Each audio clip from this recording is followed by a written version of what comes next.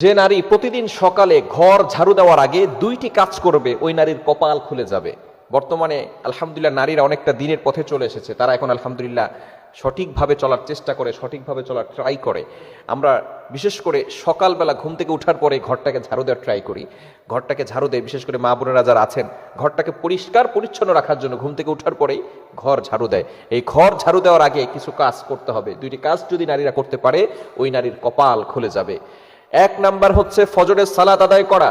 ফজরের 2 রাকাত ফরজ নামাজ আছে না নাই? ফজরের নামাজ কয় রাকাত? মোট হচ্ছে 4 রাকাত, 2 রাকাত সুন্নত, 2 রাকাত ফরজ। নবীজি সাল্লাল্লাহু আলাইহি সাল্লাম জানিয়ে দিয়েছেন, সহিহ মুসলিম শরীফের হাদিস, যে ব্যক্তি ফজরের 2 রাকাত ফজরের নামাজ আদায় করবে আল্লাহ পাক রব্বুল আলামিন তাকে জিম্মায় নিয়ে নেবেন। ওই ব্যক্তিকে দুনিয়ার কোনো শত্রু কোনো ক্ষতি করতে পারবে না। আল্লাহ পাক রব্বুল আলামিন নিজে পরের দিন ফজর পর্যন্ত তাকে হেফাজত করতে থাকবে। আল্লাহ পাক রব্বুল আলামিন তার জিম্মাদার হয়ে যাবেন। আমরা অনেকে সকালবেলা ঘুম থেকে উঠেই নামাজ না পড়ে ঘর ঝাড়ু দেই।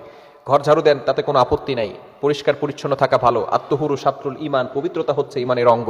কেননা বিশেষ করে বাংলাদেশি মা বোনেরা যারা আছেন তারা সাংসারিক কাজে ঘুম থেকে উঠার পরেই ঘরটা ঝাড়ু দেয়। এই ঘর ঝাড়ু দেওয়ার আগে, যেহেতু ঘর ঝাড়ু দিলে অপবিত্র হয়ে যাওয়ার সম্ভাবনা আছে, সেহেতু আপনি ঘুম থেকে উঠার পরে ঘর ঝাড়ু দেওয়ার আগেই আপনি প্রথমে ফজরের সালাত আদায় করে নেবেন। কেননা ফজরের সালাত যদি আপনি আদায় করতে পারেন তাহলে কিন্তু অবশ্যই আপনি আল্লাহর জিম্মায় চলে যাবেন। দুনিয়ার কোনো শক্তি আপনাকে কোনো ক্ষতি করতে পারবে না।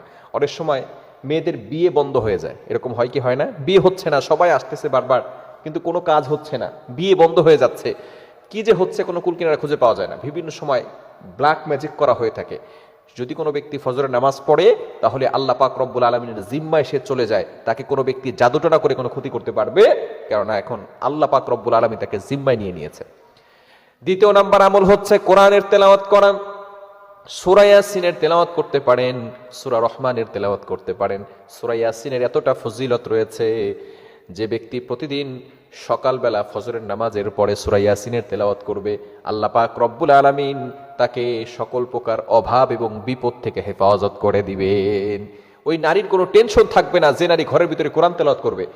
আগের যুগে যে সমস্ত নারীরা ছিল, যে সমস্ত মহিলারা ছিল, তারা ঘুম থেকে ওঠার পরে অল্প হলেও কোরআন তেলাওয়াত করতেন। কিন্তু বর্তমানে আমাদের এমন একটা সমাজ চলে এসেছে যে নারীরা, বিশেষ করে এই ছোট্ট ছোট যে সমস্ত মেয়েরা আছে, কলেজে পড়ে, ইউনিভার্সিটিতে পড়ে, আরো ছোট যারা আছে, এরা দেখা যাচ্ছে ঘুমাই রাত 12টা-1টার সময় আর সকালবেলা উঠে 10টার সময়।